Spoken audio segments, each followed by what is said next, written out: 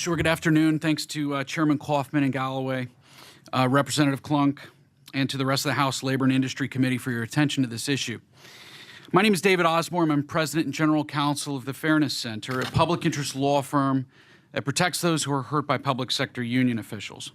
The Fairness Center represents various public sector employees, some of whom are members, some of whom are non-members, who would be impacted by this or other bills that have been introduced. I am here to represent those clients today. On June 27th, the United States Supreme Court decided a case called Janus versus AFSCME, Council 31, involving a public employee from Illinois named Mark Janus. Mark Janus claimed that Illinois law unconstitutionally permitted his Illinois union to extract agency or fair share fees as a condition of public employment.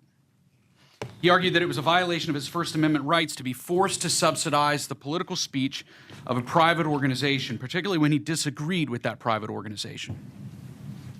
The Supreme Court in Janus decided in Mr. Janus's favor, holding that agency fees authorized by Illinois law violated the First Amendment. As Justice Samuel Alito wrote in the majority opinion, the idea of public sector unionization and agency fees would astound those who framed and ratified the Bill of Rights. In reaching this conclusion, the Supreme Court overturned its own precedent dating back to 1977, under which it had tried to draw a distinction between union political activities and core representation activities. Over the decades, that distinction proved arbitrary and unworkable for one simple reason. Everything public sector unions do is political.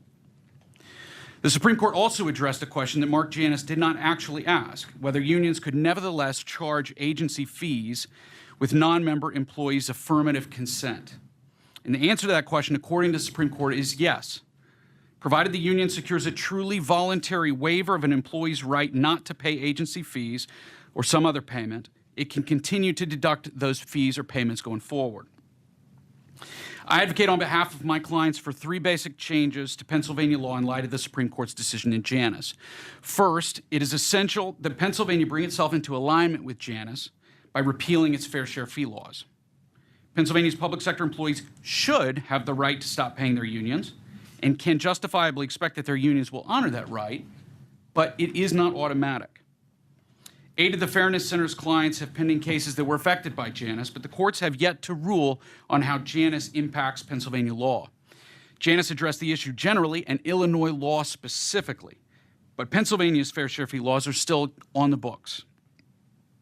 That is not just a technical point. Our fair share fee laws may be used against public employees unless the General Assembly repeals those laws.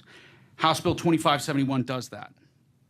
Second, the General Assembly should proactively oversee the union's efforts to secure non-member fees going forward.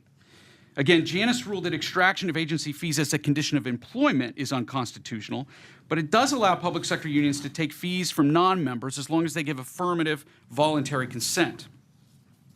For the moment, the process of obtaining such consent is completely unregulated. That raises a number of questions. For example, what form can a request for consent take? And at what times can such requests be made? The bill under consideration today at least begins to address these issues by ending payroll deductions and requiring a notice to non-members and new hires of their rights under Janus. Thirdly and finally, the General Assembly should repeal its maintenance of membership law.